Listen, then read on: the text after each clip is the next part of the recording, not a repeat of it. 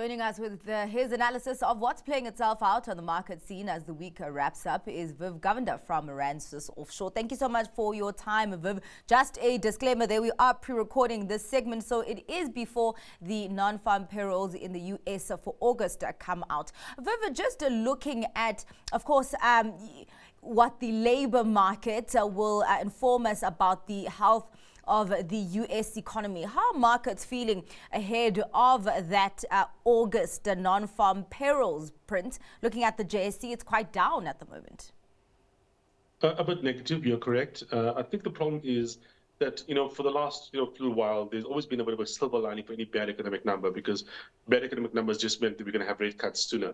So fortunately, we can have rate cuts this month, in all likelihood. In fact, there's a debate only between whether or not it's going to be 1/4 to 1/2%, not whether or not it's going to be 0 or 1/4. So rate cuts are coming. So to a certain extent, the fact that it's so certain we can have rate cuts, the silver lining has disappeared around bad news. So bad news is just bad news at the moment. Yeah. And we've seen a number of indicators for labor that have saying the labor market in the US is weaker than expected. Firstly, we had those jobs revisions that cut the number of jobs in the last year by 818,000, which meant that roughly 70,000 jobs per month were less than they should have been, actually dropping the number of jobs created to below the workforce growth rate. Then we also had, the ADP numbers also disappointing, a number of different numbers from the US showing a weaker economy than we thought.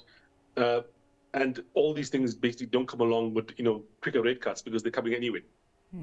It's quite interesting, Viv, because you're right. For the longest time, bad news was good news and good news was bad news. But right now, bad news is bad news. And of course, now they might come after this print. If it is bad, there might come some murmurings of maybe the Fed cutting more than had initially been expected. But we will be keeping a close eye on those non-farm payrolls this afternoon. But let's come back home and take a look at some of the company news that came out of the JSE. African Rainbow Minerals came out with year-end results today. PGM prices down, costs up. So really a perfect storm there. We did have headline earnings per share slumping over 40%. And of course, that came with a slashed dividend. Talk to me about the pain that ARM has experienced in this reporting period.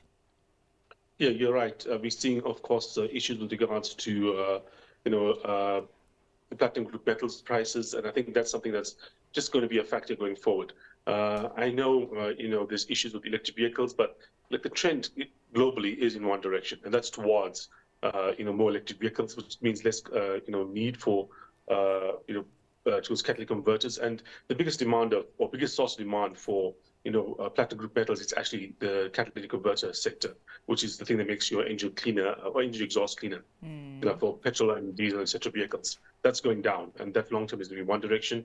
And obviously, also technology improves. We get more efficient using these things. Recycling is better. So, I mean, the market as a whole might be under a very long term bear market, I think. And also, one of the good things that they did mention in the thing was the fact that the rand was weaker would kind of help them with regards to, some of the losses. Look at the rand recently, that's not the case anymore. So things look even a little worse in the current situation.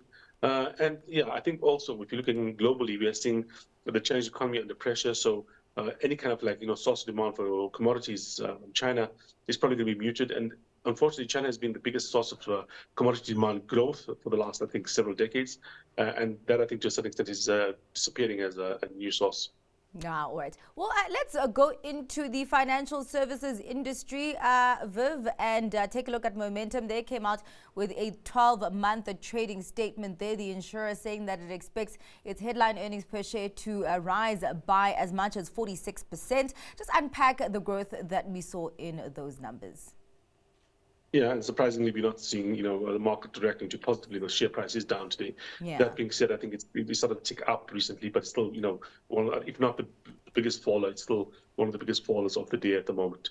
So, yeah, great results in terms of the absolute, levels. We're talking about, significant improvement coming through with regards to, like you said, 30 to 35% for earnings per share, 41 to 46% for headline earnings, 33 to 38% for normalized headline earnings per share. Saying, strong growth coming through, towards growth in fee income, growth in underwriting profits at guard risk. So overall, it looks like a very good number, but the market, like I said, not so positive about it. Very interesting because at some point I actually did see that it fell at almost 5%. Yeah.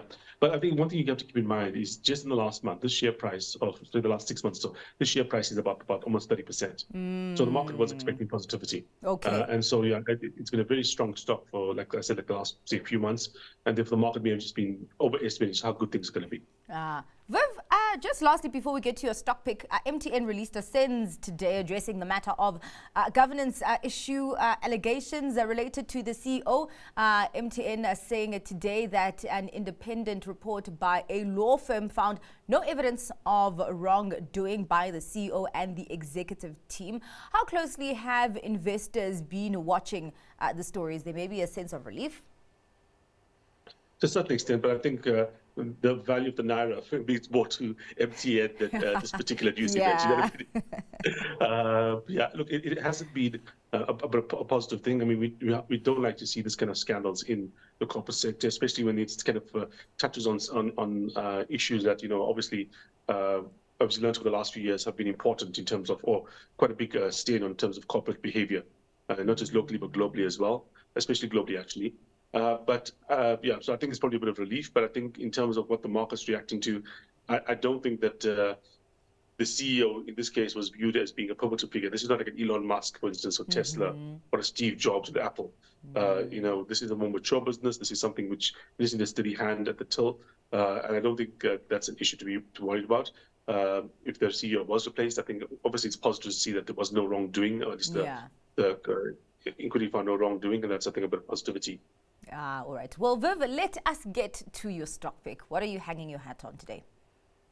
Actually, looking at CrowdStrike, you see the share price of CrowdStrike came down dramatically after that, snafu they had a few weeks ago, where they had put in an update that caused a bunch of Windows machines around the world, like a significant percentage of all the Windows machines in the world stopped working, and obviously the share price has fallen dramatically since then.